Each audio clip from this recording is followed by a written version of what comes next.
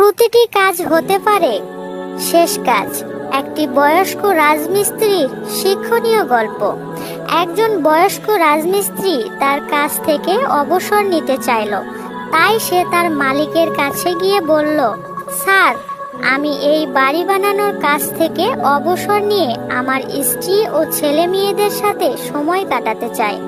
তার মালিক এতে কিছুটা দুঃখ পেল, কারণ সে ছিল সবচেয়ে দক্ষ ও কর্মঠ রাজমিস্ত্রি। সে বলল, ঠিক আছে, কিন্তু তুমি কি চলে যাওয়ার আগে আর একটি মাত্র বাড়ি বানাতে আমাকে সাহায্য করবে? বয়স্ক রাজমিস্ত্রি এই প্রস্তাবে রাজি হয়ে গেল, কিন্তু কাজ শুরু করার পর দেখা গেল তার মন সেখানে ছিল না এবং সে সব সময় তার অবসরের কথা ভেবে অন্যমনস্ক থাকত। সব সময় সে বাড়ির চিন্তা করত।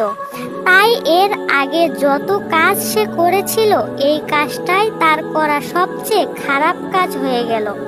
যখন সে বাড়িটি তৈরি করা শেষ করলো, তখন তার মালিক বাড়িটি দেখতে এলো এবং বৃদ্ধের হাতের চাবির গুছিটি ধরিয়ে দিয়ে বলল, এটা এখন থেকে তোমার বাড়ি, তোমার প্রতি আমার উপহার। এই কথা শুনে বৃদ্ধ আফসোস করলো।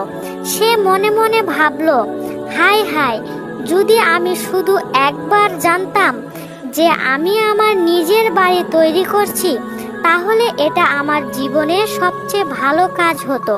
শিক্ষণীয় বিষয়, আমরা যদি আমাদের প্রতিটা কাজ শেষ কাজ মনে করে গুরুত্বের সহিত সম্পূর্ণ করি, তাহলে পুরো জীবনটাই সুন্দর হয়ে উঠবে।